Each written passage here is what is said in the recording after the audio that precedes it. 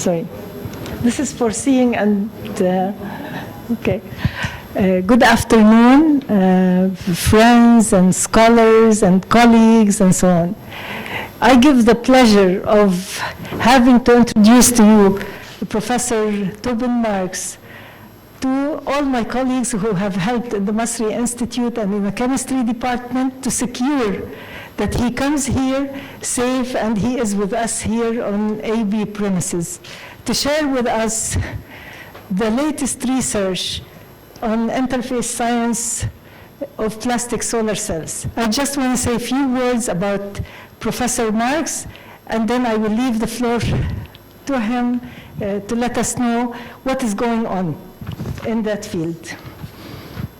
Tobin Marks is Ipatiev Professor of Catalytic Chemistry, Professor of Material Science, and Professors of Applied Physics at Northwestern University.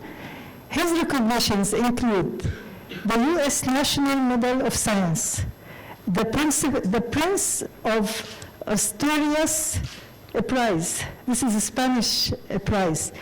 The MRS Von Hippel Award, the Dreyfus Prize in the Chemical Sciences, and the National Academy of Sciences Award in Chemical Sciences. He's a member of the U.S., German, and Indian Academies of Sciences, the U.S. National Academy of Engineering, the American Academy of Arts and Sciences, and the U.S. National Academy of Inventors. He is a fellow of the Royal Society of Chemistry. Marks has published 1,225 peer-reviewed articles and holds 234 issued U.S. patents, degrees B.S. from University of Maryland in chemistry, and PhD from MIT in materials engineering.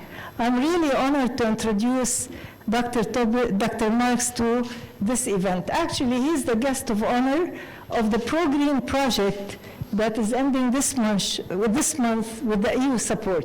And since he sort of brings two disciplines together, from chemistry and materials engineering and green chemistry, green engineering together, we thought that this is a great choice and honor for him to come here and also be in the region to just learn a little bit about what you've been doing the past, I don't know how many years to achieve all of this.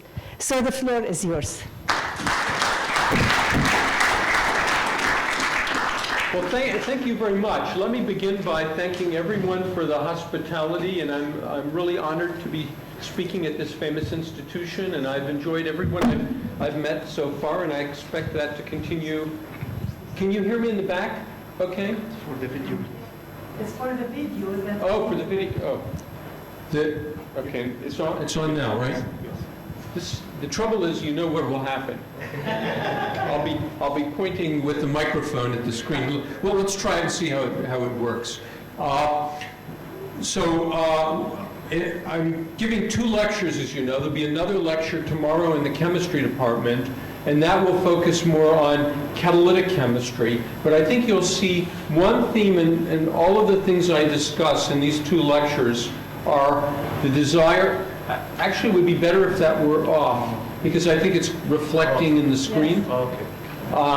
And that is the interest in solving problems by learning to make or manipulate known and new materials or materials combinations. So that's sort of the central theme. And the first topic then, this afternoon, is about photoelectricity, solar electricity. And the question here is, and I think all of us are aware of it, there are enormous problems that the world is encountering in terms of pollution, climate change, burning fossil fuels.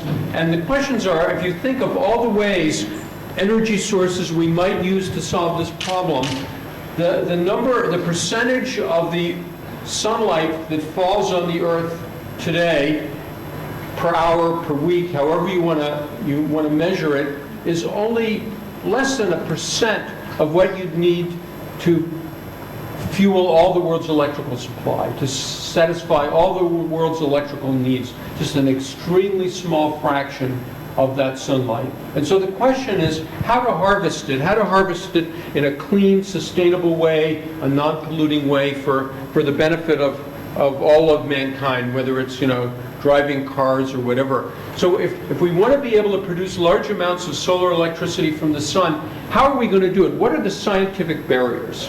So I'm not going to talk about policy per se or politics. I'm going to talk about the science of how to do that. And I submit to you it's a really fascinating challenge. It's a multidisciplinary challenge that can involve scientists of all types. And so we're going to be talking about materials. And of course, we all know about silicon. And silicon is a very nice material to generate electricity from the sun. High efficiencies, and we'll talk more about what we mean by efficiencies in a minute. But some of the problems, or some of the less desirable things, is it's rigid, it's very heavy, it's very labor intensive and energy intensive to make solar cells. And if I had given this talk 5 years ago, I would also point to this very high cost of solar silicon. That has dropped, mainly due to Chinese overproduction. Will it continue? I don't think anybody really knows. There are other inorganic materials that have been the subject of a lot of discussion, and say copper, indium, gallium diselenide, why all of those have such a low price, and by low price I mean dollars per watt, is because all of these other materials, by and large, are produced on substrates by a very large-scale coating process. So the silicon, we have to make ingots and slice them and all of those things, where all the other techniques are basically coating techniques. And then the questions are, the prices look reasonably attractive. The questions are things like, for example, the lead perovskites, wonderful efficiency. They have big problems with environmental stability, but they're sources of soluble lead. And ultimately, my view is that toxicity is going to be an insurmountable problem. It'll be a politically insurmountable problem, if nothing else. Earth abundance, is there enough indium in the world? Is there enough tellurium in the world for these to be not just something that you see occasionally, but something that really makes a very large dent on the deficiency of electrical supply that one would like to overcome. Now let's turn to the other side of this column here, and you're thinking, boy, there's nothing in that column. That's going to be a problem. Well, not at all. So what about polymers? What about plastics? And if you begin to think, all around us are plastic materials coated in very sophisticated ways. So if you think about it, you can make polymers on a huge scale, roll to roll. You could coat a polymer the way you print a newspaper. The world production, for example, of polyolefins, one particular kind of polymer, polyethylene, polypropylene, is 10 kilograms per year for every human being on the face of the earth. So there's no question about making polymers on a huge scale. They're mechanically flexible, cheap, earth-abundant materials. We're talking carbon, hydrogen, nitrogen. They're infinitely tailorable in all their properties. So that's never been a problem with polymers.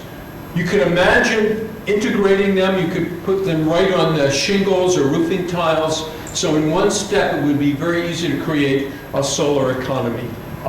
They have other properties. I talk to silicon chemists, and they say, but your open circuit voltages are not very high. And I say, I can do almost a volt. And they say, really?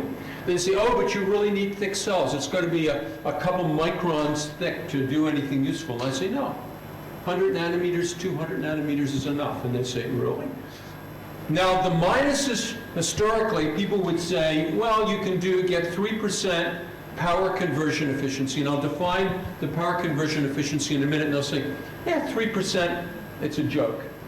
And then I say, wait a minute, in the last couple years, it's gone up to around 12%. And they say, really?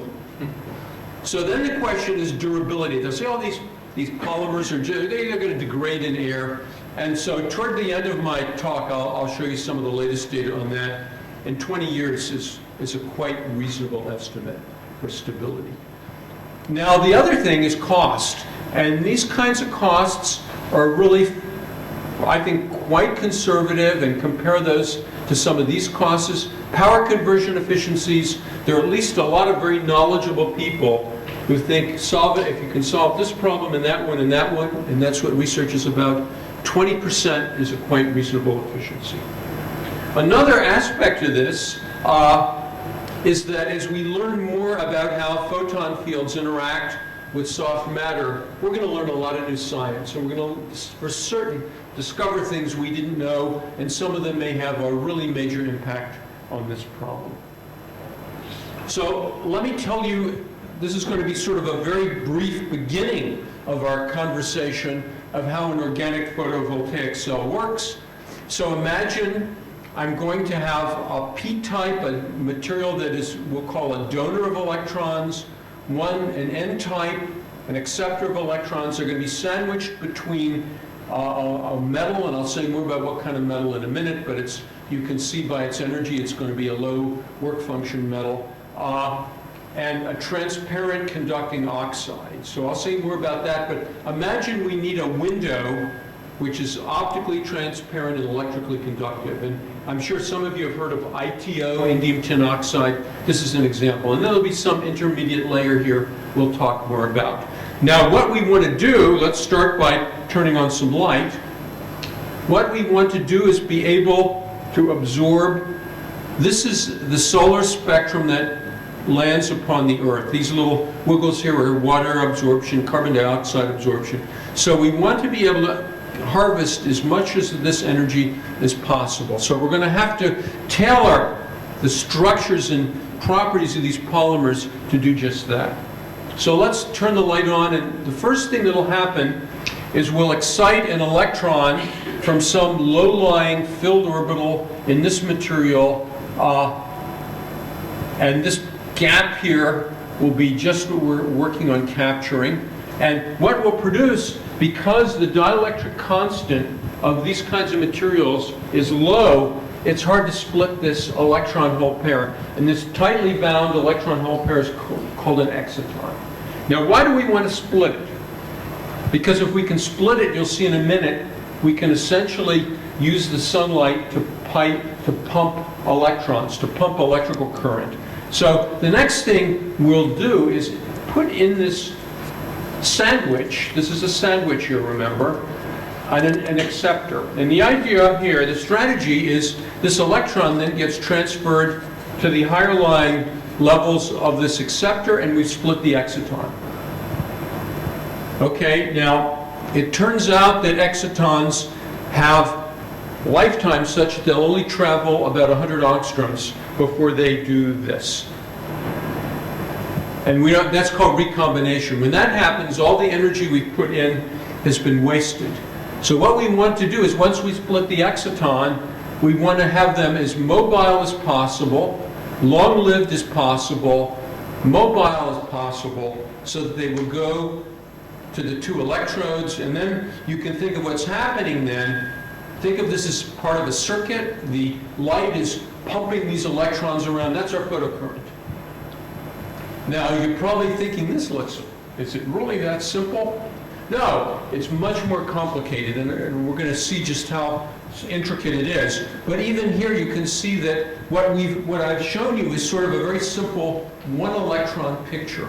What really is probably happening is something more, where we've excited the electron to an excited state, and this delta G is the charge separation energy that's needed to do that. And then two things can happen.